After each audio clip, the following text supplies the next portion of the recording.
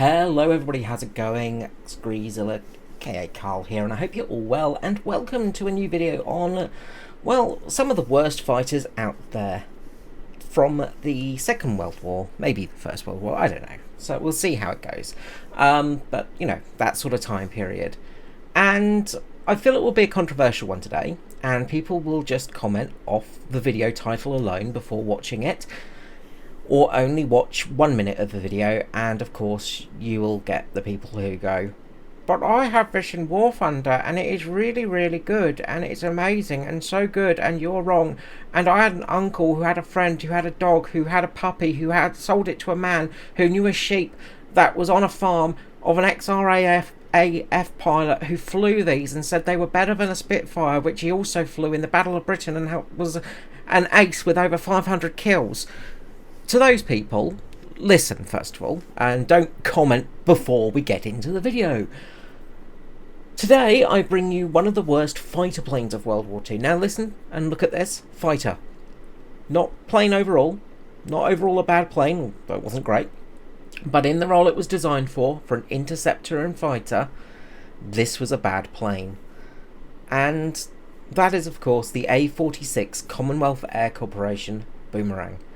A plane that many people love, and sorry Ash, if you see this video, I'm sure you're going to be having a aneurysm at this.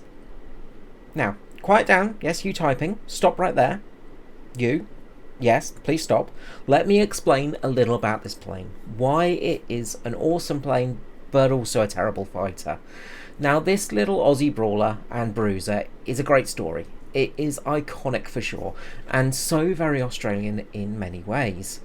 In 1941, Australia was in a bit of a pickle. Japan was a true threat to the giant island nation, and the RAAF were lacking in fighters, especially homegrown ones. Considering the Empire of Japan were busy bombing the Northern Territory, Australia needed something to fend them off with. That wasn't a modified training plane, aka the T6 Texan even, or the Wirraway as we know it. With little chance of steady supply from Germany or the United States, a homegrown fighter was needed. Luckily for Australia, one Fred David lived here, a man who had worked for Heinkel, Mitsubishi. He worked on the Adachi. He had a lot of experience in planes, a great pedigree for development. They also had Fisherman's Bend in Victoria, just outside of Melbourne, where CNC were making many planes from blueprints from the Allies. They had a heap of parts, spirit, and a bloke with a spare 20mm Hispano sitting in his shed that could be reverse engineered. All of this led to the creation of the A-46-1. Having been ordered the 18th of February 1942, she left the factory and took to the air in 1942 on the 29th of May. A very quick turnaround from paper to flight. The plane was a shortened Wirraway at the front, with the Wirraway's landing gear, a lot of the same components for it, with a new fuselage design, Pratt & Whitney twin Wasp radial engine, 2 Hispanos and then 4 303s, which meant this little plane packed a huge punch.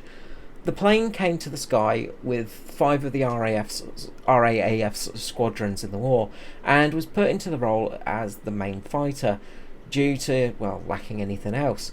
It was a step up from the Wirraway, for sure. By the time the 250 planes made it to the sky, it was possibly a little bit too late for dashing air combat, however. This is possibly for the best though. During flight testing, the Boomerang, despite being very fast, was found to have very poor manoeuvrability. So much so that the F-2A Brewster Buffalo, a plane that many consider a bad plane of World War II, was found to outfly it, even when loaded with extra weight, to be similar in weight-wise at least to the Zero. The fact that the Brewster Buffalo was outflying the Boomerang was a damning indictment of it. And then there were the crashes. If you look at the records, there is a common issue. The plane being rather... It's a little bit iffy on landing. Almost every airframe made suffered at least one accident on landing, with the most common being the plane veering off to the left or right, or the undercarriage having an issue such as a brake cable. a lot of planes were having the issue of spinning as well on the ground, sort of digging in, things like that. They had a huge amount of issues, and most of the airframes were actually written off because of this. As a fighter interceptor, the Boomerang was an utter failure. Maybe this is because it was bodged together in a short time. It didn't have the greatest development time that it needed. Despite having the speed ticked off, the plane was really not great at turning. One of the things said about the Boomerang is it's in straight grunt, in straight speed, it compared very well to the Spitfire and the P-47. But when it came to manoeuvrability, it really, really lacked.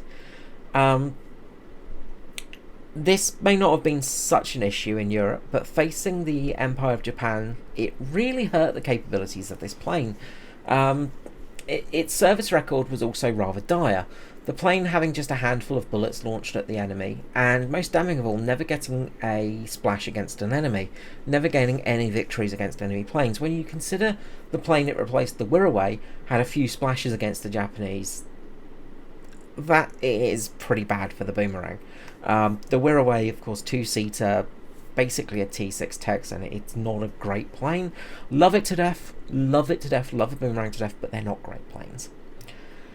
The Boomerang was sent to either run as a communication plane, scout plane, or a ground attack vehicle. It had moderate success as a ground pounder, however, it was still hounded by issues and accidents due to its iffy manoeuvrability, such as A-46-85 with Kenneth Linklater, who, while strafing an enemy position, could not pull the plane up in time and hit a tree, killing himself instantly. And this was not a standalone incident. Looking through the records of the Boomerang, the majority of losses of the plane were from simple accidents or undercarriage issues causing the plane to crash. Almost every airframe, as I said, suffered this fate, but there were quite a lot of incidents where the plane was crashing into other planes. There were quite a few hits in that respect. There was also quite a lot of times where the plane just had problems, and that wasn't good. There was also, of course, the Americans, who shot down a fair few of them as well. I think 3 in total. There was, of course, the Lightning. Can't remember the name of the chap now, but he was one of the top aces. And he had like 21 kills against the Japanese, and then he had one Australian flag painted on his Lightning because he managed to shoot down one of the Boomerangs. Although it is by no means the worst plane of World War II, due to its horrific failure rate and issues on landing, and the fact it really was not up to scratch when it comes to manoeuvrability, the Commonwealth Air Company Corporation A-46 Boomerang is definitely one of the worst fighters of World War II. But it doesn't mean I don't love it to death, and I must admit I was so happy to see one flying a few years back. Getting close to this little beast was a pleasure. It may well be one, if not the worst, Allied fighters of the war, but the story behind it, the pride it brought to Australia, makes it anything but a failure to me. I love this plane to death, even if it's a bit naff. Okay guys, I hope you've enjoyed this little video on the Boomerang and my continued look into bad planes. Let me know below what you think. Let me know your opinions of the Boomerang as well. Any stories you have, things like that. I'll leave a link in there for the Australian Defence Force serials for the planes, just so you can have a bit of a browse through yourself and see the amount of airframes that just had weird issues and crashed on landing, because it is just crazy. I mean, I think out of 250 of them, I think maybe 200 of them all had issues on landing, and that says a lot about it. Anyway, thank you so much for watching. Usual thing, like and subscribe, yada yada yada, and I will see you all next time. Bye bye.